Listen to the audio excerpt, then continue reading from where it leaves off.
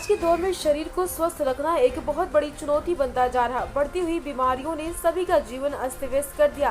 नई नई बीमारियां जितनी चुनौतीपूर्ण जनमानस के लिए हैं, उतना ही डॉक्टर्स के लिए आज के दौर में किडनी की समस्या एक गंभीर रूप लेती जा रही है। इसमें न सिर्फ उम्रदराज लोग बल्कि युवा भी ग्रसित होते जा रहे हैं। इसी चुनौती से लड़ने के लिए Bhargav Phyto Lab homoeopathic company ने एक मेडिकल एजुकेशन प्रोग्राम का आयोजन लखनऊ के होटल दीप पैलेस में किया, जहां होम्योपैथिक और एलोपैथिक के डॉक्टर ने एक साथ मंच को साझा किया, जिसमें स्पीकर के रूप में गौरांग क्लिनिक एवं होम्योपैथिक अनुसंधान केंद्र chief consultant doctor Girish Gupta और मारुति होम्यो क्लिनिक के chief consultant doctor PK. Shukla ने शिरकत की। इसमें मुख्य अतिथि के रूप में मेदांता हॉस्पिटल लखनऊ के डायरेक्टर एवं किडनी रोग विशेषज्ञ डॉक्टर आर.के. शर्मा ने अहम भूमिका निभाई। मंच पर इस आयोजन के जरिए से ही दोनों ही पार्टी के डॉक्टर ने इस गंभीर बीमारी से लड़ने के लिए अपने अपने विचार को आयोजन में उपस्थित 70 से ज्यादा डॉक्टर के सामने साझा किया। After 10, 15, 20 years, the result is chronic. So that is another important cause of chronic damage. निष्कर्ष के रूप में ये बताया गया कि इस गंभीर बीमारी का निराकरण दोनों ही पैथी में है, जहां होम्योपैथिक द्वारा किडनी को डायलिसिस से बचाया जा सकता, उसे स्वस्थ रखा जा सकता। उसी तरह एलोपैथिक में किडनी को डायलिसिस और किडनी ट्रांसप्लांट के जरिए आपके शरीर को स्वस्थ रखा जा सकता। डॉक्टर गिरीश गुप्ता ने जहां होम्योपैथिक में एविडेंस आधारित प्रैक्टिस को बढ़ावा देते हुए अपने द्वारा की गई रिसर्च को प्रस्तुत किया, वहीं डॉक्टर पी.के. शुक्ला ने होम्योपैथिक में आ रही नई दवाइयों के बारे में महत्वपूर्ण जानकारी दी। मंच पर उपस्थित मुख्य अतिथि डॉक्टर आर.के. शर्मा ने किडनी से जुड़ी हुई हर तरह की समस्या के बारे में सभी को अवगत कराया, अमूल्य जानकारी साझा की। क्रॉनिक किडनी डिसीज में होम्योपैथिक की भूमिका पर हमारे राज्य संवाददाता मनीष मिश्रा ने डॉक्टर गिरीश गुप्ता से खास बातचीत। क्रॉनिक किडनी डिजीज़ में होम्योपैथिक कितनी कारगर है, इस विषय पर आज एक सेमिनार किया गया और इस विषय पर यहाँ पर जो मुख्य वक्ता थे वो डॉक्टर गिरीश गुप्ता थे, हमारे साथ बातचीत करने के लिए भी हैं।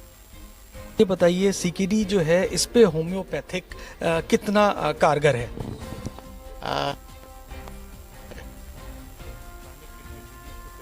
जिसको हम लोग क्रॉनिक रीनल फेल्योर कहते हैं, इसमें हम लोग बहुत लंबे समय तक ब्लड यूरिया क्रिएटिनिन को मेंटेन रख सकते हैं।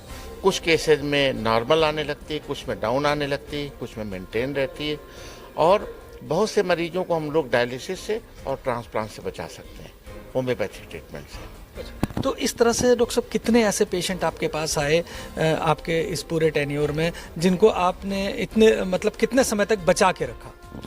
आज मैंने जो प्रेजेंटेशन दिया है इसमें 1 साल से लेके 15 साल तक का मैंने फॉलोअप दिखाया। ओके।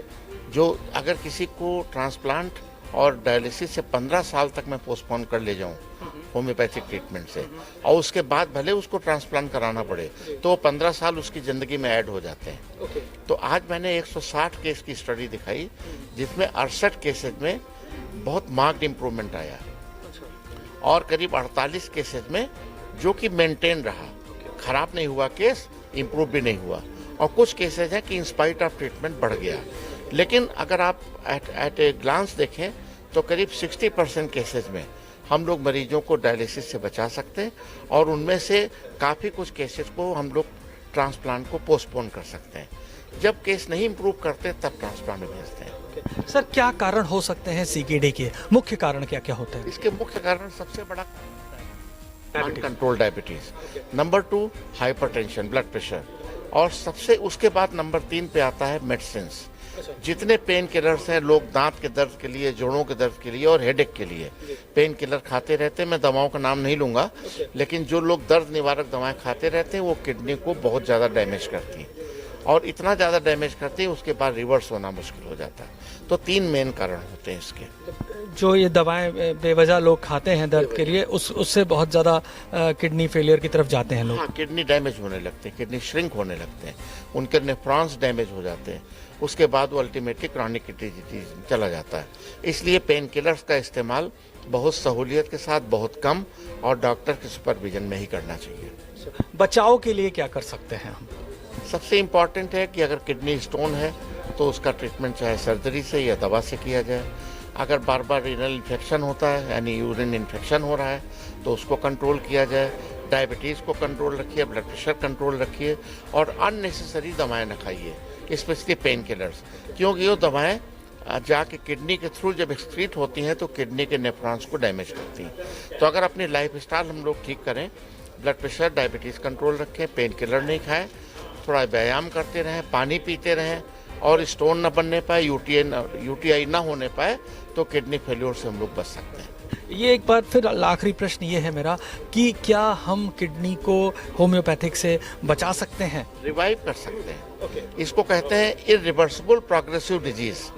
तो जो प्रोग्रेसिव है वो तो ठीक है, और जो इरिवर्सिबल के मतलब रिवर्स नहीं कर सकते, लेकिन जो बीमारी की प्रोग्रेस है उसको हम लोग चेक कर सकते हैं 1 साल से 15 साल तक, जो कि मेरा अपना शोध शो करता है कि किसी को 15 साल तक अगर हमने डायलिसिस से बचा दिया तो ये अपने में ही एक रिकॉर्ड है।